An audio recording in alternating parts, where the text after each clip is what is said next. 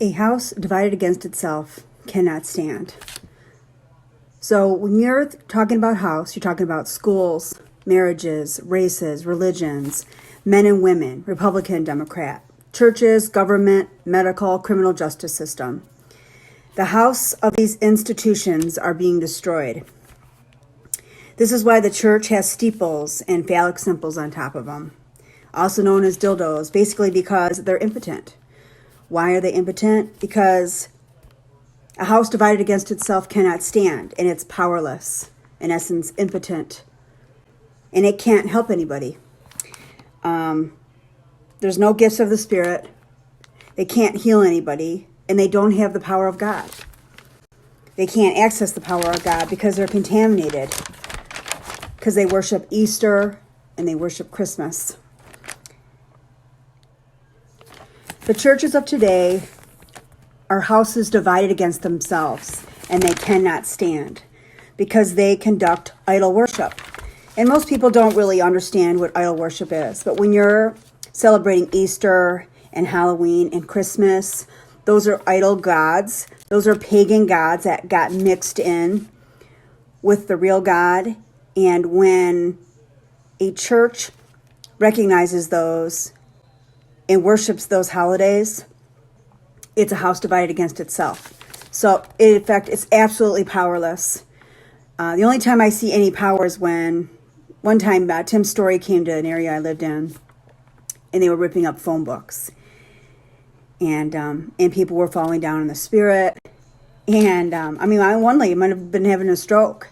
But I guess it was pretty normal. Of course, the guy looked right at me. I swear he looked right at me. And said... So this pastor of Tim's Story, I swear that he looked right at me, and he said, "Oh, I see there's unbelievers in the room." Because it seemed like everyone was under the spell, and everyone was falling and making funny animal noises and, I guess, speaking in tongues, and I was completely unaffected. Okay, so back to a house divided against itself cannot stand. This is why narcissists and Satanists, they triangulate other people into the conversation. They triangulate your family. They triangulate their mistress. They triangulate people that you know or associate with you that have some relation to you. This is why they conduct smear campaigns, which is basically they run around saying you're the victim, and they are being victimized. They say that you're the victimizer. So narcissists run around saying, doing smear campaigns, which means that they'll run around and say that they're the victim and you are the victimizer. And the reason they say negative things about you is because, they're being abused. And they have so much conviction when they lie that you can't help but believe a narcissist, because they're, again, a house divided against itself cannot stand. So as long as they're plugged into the kingdom of darkness, which means they're plugged into deceit and backstabbing, people believe them. All right, in gaslighting. Gaslighting is where they tell you that the reality that you know is true is in fact not true. Again, narcissists, Satanists plug into the kingdom of darkness with gaslighting. For example, they pretend to be a victim. Narcissists pretend to be a victim. And this is the biggest plug you could plug into the kingdom of Satan, into the kingdom of darkness, because Satan really, really, really, truly believes that he's a victim and that God is picking on him, and that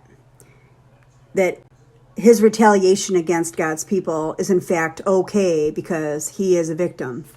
So when a narcissist is in victim mode, he is plugged into the kingdom of darkness. So again, this is not a house divided against itself. This is a house standing within itself and has power. So how does the house have power? So when they're running around pretending that they're the victim and you, the victim, are not the victim, other people believe that.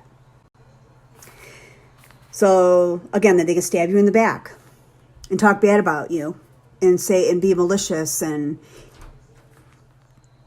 the narcissist Satanist isolates you. because a house divided against itself cannot stand. The narcissist isolates you so that they can support their house of the kingdom of darkness. A narcissist controls you. So again, they can support the house. So again, a house divided against itself cannot stand. They control you so that you can't interfere with destroying of their house. The narcissist Satanist manipulates you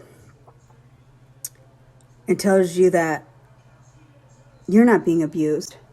The reason you're not being abused is because there are other people out there that are worse than they are. Therefore, you are not being abused. Here's an example. The narcissist might say something like, someone that's in the hospital, that's on life support, a person in the hospital on life support, that's a person that's being abused. And that's the definition of a narcissist abuser's definition of what it is. You've got to be in intensive care on life support. And if that is not what you look like, then you're not being abused. The narcissist, Satanist, dominates you. So they do this, they dominate your time. They dominate who you talk to. They dominate what you do with your time when they're in their presence. And they completely suffocate anything that is of you. They, like osmosis, your personality. They dominate you by overempowering you, suffocating you, merging into you, so to speak. Narcissist Satanists, that's why they tell lies about you, and they're always the victim. So they triangulate, they smear campaign, they gaslight, they say every lying thing against you because they are always in allegiance with the kingdom of darkness. So I was at work and I scanned a saw, and on the saw it said Diablo. And then I looked up in lumber and I could see an outline of a house. And so that it dawned on me what this was.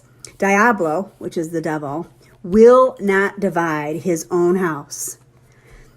He, the narcissists, the Satanists, are always loyal and always obedient and in allegiance to the kingdom of darkness. Diablo will abscond with children, and if he doesn't do that, he will isolate you from his other victims. He will control your reality. He will gaslight, smear campaign, and gaslight. So if he doesn't completely leave you and devalue you and discard you, then what he does is he isolates and controls you. And I do know that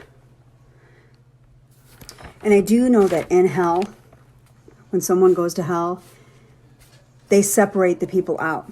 So that's how they do it in hell. They isolate and separate their victims. So when you're dealing with one of these things in this reality, they do the same thing. They separate you out because they know you're less threatening when you're alone. It's like in a herd of animals. They're going to go after the one animal that's in the back of the herd that has no one else to protect that animal. They're going to go after that animal because there's no protection. The other thing I realized about the house structure, it's a structure, and the blood of our DNA is also a geometry and a structure. So I have pictures of blood, pictures of a cellular internet network, which is interesting how similar that it looks, and picture of water, H2O and molecules. And H2O, okay, let's think about water for a minute. 2 hydrogen, 1 oxygen, and they bind together. And when they bind together, you get an actual physical reality of water. Okay, what I do know from Enoch, the one thing I know from it is that when the 200 fallen angels fell from Mount Hermon, they had sex, 200 of them had sex with human women. And when they did that crime against God, they agreed to do it on the agreement that they would in fact bind together in their rebelliousness and their sinfulness and their abomination to what they did against God. Because they changed what God had created. And so H2O, water is, the binding of H2O creates water. So demons always bind in at least 3. And I guarantee with what's happening right now, that easily could have 1,000. I believe people can have at least 1,000 demons. And the top demons are the demonic principalities. These are the generals. These might be even a part of the fallen angel. These might even be part of the fallen angels, the demonic principalities. They have power, they have authority, they've proven themselves, or they wouldn't be princes of hell. So they are demonic principalities. And when someone you know is plugged into one, like I believe that I am, they're tough because they're smart and they're not stupid and they're not easy to get rid of or conquer or have authority over. Okay, what does a house divided against itself look like?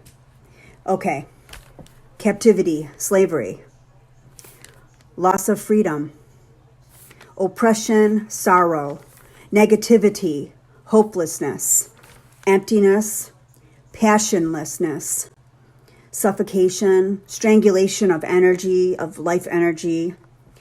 There's a fear of retaliation, so you have no confidence. Your fear of retaliation of noncompliance to the narcissist, to the kingdom of darkness. If you break their kingdom of darkness rules, you will be punished. Fear to expose the narcissist because of the retaliation. Fear to reach out to others. I mean, why would you reach out to others when most people have no idea what you're talking about? Unless they're having this experience with a Satanist, they have no idea. The Jezebel spirit, the Queen of Heaven, which is why I have this Snapchat filter, is also a narcissist and is also a Satanist. But the Jezebel spirit represents the counterfeit bride of Satan. You see, Jesus is waiting for his bride, which is the remnant, which are the children of God, to be cleaned up, to be in alignment with him. So Jezebel knows this. So Jezebel sends out her bride, which, I mean, look at me. I'm the Jezebel spirit, the Queen of Heaven here. Okay, so she's the bride of Satan. What does she do? And it can be a he too. She controls or he controls. She isolates or he isolates. She dominates. Now, if she's a woman, then she's going to feminine a man. If he dominates, I mean, it turns abusive. For she manipulates. He manipulates. This is what's happening to our entire world at the macro level. So the bride of Satan, which is the Jezebel spirit, the Queen of Heaven, it's a real thing. It's a real entity. It really does exist. And it is in its essence, it's a queen or a princess. So it has power in a second heaven. Okay, so it's preparing the groom of Satan, which is doing a really good job. And the bride of Christ is preparing for the groom of Jesus. And what I think is happening is Satan knows God's chosen people. And so Satan has his chosen children too. And what he does is he's like the ultimate matchmaker. He aligns his chosen remnant of Satan, army of Satan, to unite with the bride of Satan.